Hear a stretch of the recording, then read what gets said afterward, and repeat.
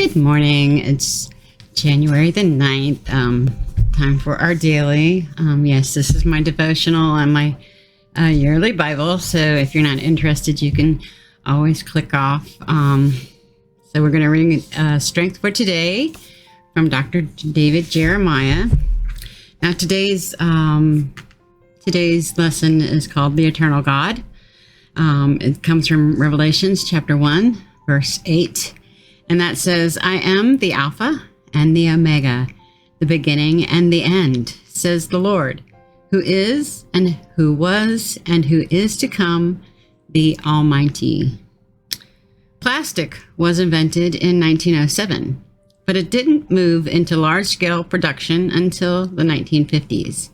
Since then, we've created 8.3 billion metric tons of that stuff. Enough to slide the whole planet into a giant grocery bag. More than 79% of that plastic has ended up as waste, and 50% of our plastic is used only once, then discarded. Plastic has become a symbol of the disposable nature of life. In Europe, you'll see cathedrals that have endured 1,000 years. The Pantheon in Rome was commissioned during the lifetime of Jesus.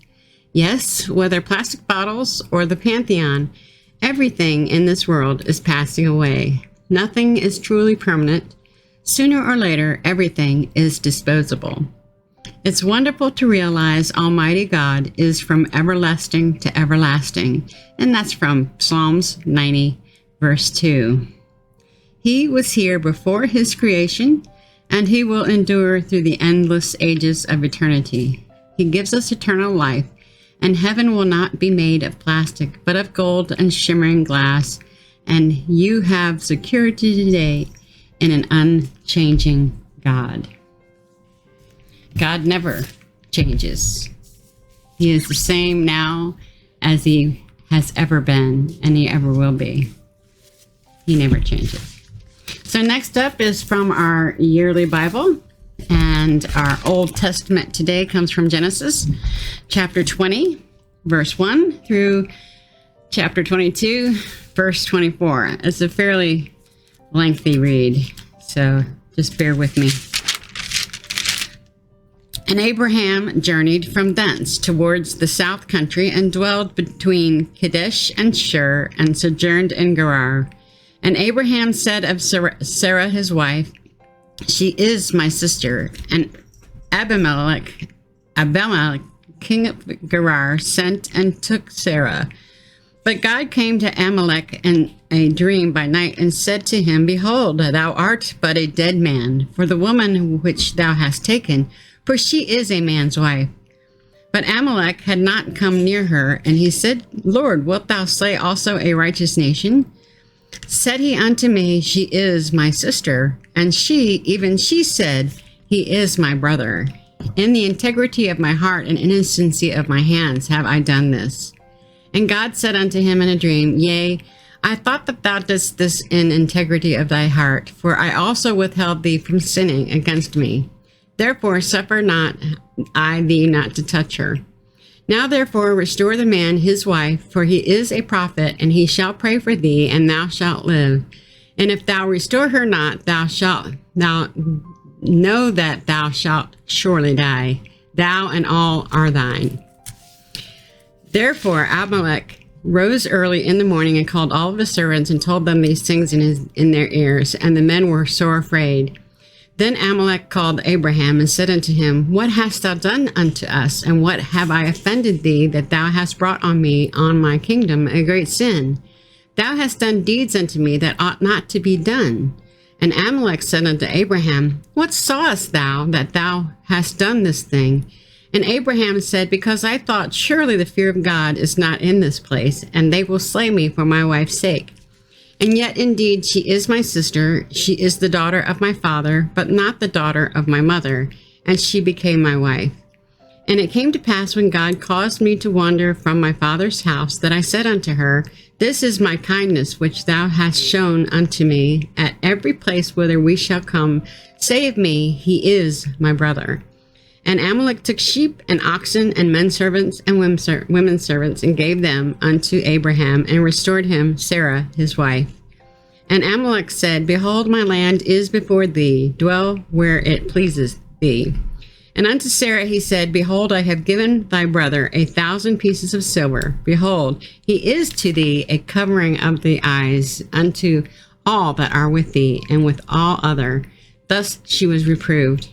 So Abraham prayed unto God, and God healed Amalek, and his wife, and his maidservants, and they bare children. For the Lord had fast closed up all the wombs of the house of Amalek, because of Sarah, Abraham's wife. And the Lord visited Sarah, and had said, and the Lord did unto Sarah as he had spoken. For Sarah conceived, and bare Abraham a son in his old age, at the set time of which God had spoken to him. And Abraham called the name of his son that was born unto him, who Sarah bare to him, Isaac. This is Abner. And Abraham called his name, his son that was born to him unto Sarah, Isaac. And Abraham circumcised his son, being 8 days old, as God had commanded him. And Abraham was 100 years old when his son Isaac was born unto him. And Sarah said, God hath made me to laugh, so that all that hear will laugh with me. And she said, Who would have said unto Abraham that Sarah should have given children suck? For I have borne him a son in my old age. And the child grew and was weaned, and Abraham made a great feast the same day that Isaac was weaned. And Sarah saw the son of Hagar, the Egyptian, which she had borne unto Abraham, mocking. Wherefore she said unto Abraham, Cast out this bondwoman and her son, for the son of this bondwoman shall not be heir with my son, even with Isaac. And the thing that was grievous in Abraham's sight because of his son. And God said unto Abraham, Let it not be grievous in thy sight because of the lad, and because of thy bondwoman, and all that Sarah hath said unto thee, hearken unto her voice, for in Isaac shall thy seed be called. And also the son of the bondswoman will I make a nation because he is thy seed. And Abraham rose early in the morning, and took bread and a bottle of water, and gave it unto Hagar, putting it on her shoulder and the child, and sent her away. And she departed and wandered in the wilderness of Beersheba. And the water was spent in the bottle, and she cast the child under one of the shrubs. And she went and sat her down over against him a good way off, as if it were a bow shot for her. For she said, Let me not see the death of the child. And she sat over against him, and lifted up her voice, and wept. And God heard the voice of the lad, and the angel of God called to Hagar out of heaven, and said unto her, What aileth thee, Hagar? Fear not, for God hath heard the voice of the lad where he is. Arise, lift up the lad, and hold him in thine hand, for I will make him a great nation. And God opened her eyes, and she saw a well of water, and she went and filled the bottle with water, and gave the lad drink. And God was with the lad, and he grew and dwelt in the wilderness, and became an archer. He dwelt in the wilderness of Paran. His mother took him a wife out of the land of Egypt, and it came to pass at the time that Amalek and Phicol, the chief captain of his host, spake unto Abraham, saying, God is with thee in all that thou doest. Now therefore swear unto me hereby God, that thou wilt not deal falsely with me, nor with my son, nor with my son's son. But according to the kindness that I have done unto thee, thou shalt do unto me, and to the land wherein thou hast sojourned. And Abraham said, I will swear. And Abraham reproved Amalek because of the well of water, which Amalek's servant had violently taken away. And Amalek said, I wot not who hath done this thing, neither didst you tell me, neither ye heard I of it, but today. And Abraham took sheep and oxen, and gave them unto Amalek, and both of them made a covenant. And Abraham set 7 ewe lambs of the flock by themselves. And Amalek said unto Abraham, What mean these 7 ewe lambs which thou hast set by themselves? And he said, For these 7 ewe lambs shalt thou take of my hand, that they may be a witness unto me, and I have digged this well. Wherefore he shall call that place Beersheba, because there they swear both of them. Thus they made a covenant at Beersheba. Then Amalek rose up, and Phicol, the chief captain of his host, and then returned into the land of Philistines. And Abraham planted a grove in Beersheba and called there on the name of the Lord, the everlasting God. And Abraham sojourned in the Philistines' land many days. And it came to pass after these things that God did tempt Abraham and said unto Abraham, and he said, Behold, here I am. And he said, Now take now thy son, thy only son Isaac, whom thou lovest, and get thee into the land of Moriah, and offer him through a burnt offering upon one of the mountains, which I will tell of thee. And Abraham rose up in the early morning, and saddled his ass, and took 2 of his young men with him, and Isaac his son, and clave wood for the burnt offering, and rose up and went unto the place of which God had told him. Then on the 3rd day Abraham lifted his eyes, and saw the place afar off. And Abraham said unto his young men, Abide here with the ass, and the lad will go yonder and worship and come again to you. And Abraham took the wood of the burnt offering and laid it upon Isaac his son. And he took the fire in his hand and a knife, and he went both of them together. And Isaac spake unto Abraham his father and said, My father. And he said, Here I am, my son. And he said, Behold, the fire and the wood, but where is the lamb for a burnt offering? And Abraham said, My son, God will provide himself a lamb for a burnt offering. So they went both of them together. And they came to the place which God had told of him. And Abraham built an altar there, and laid the wood in it order, and bound Isaac his son, and laid him on the altar upon the wood. And Abraham stretched his hand forward, and took the knife to slay his son. And the angel of the Lord called unto him out of heaven, and said, Abraham, Abraham. And he said, Here I am. And he said, Lay not a hand upon the lad, neither do thou anything unto him. For now I know that thou fearest God, seeing thou hast not withheld thy son, thine only son, from me. And Abraham lifted up his eyes and looked, and beheld behind him a ram caught in a thicket by his thorns. And Abraham went and took the ram, and offered him up for a burnt offering in the stead of his son. And Abraham called the name of the place Jehovah-Jireh. And as it is said to this day, In the mount of the Lord it shall be seen.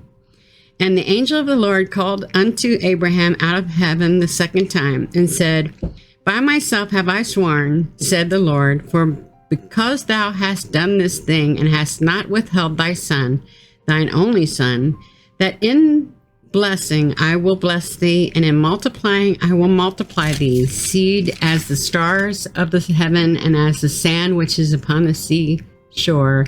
And thy seed shall possess the gate of his enemies.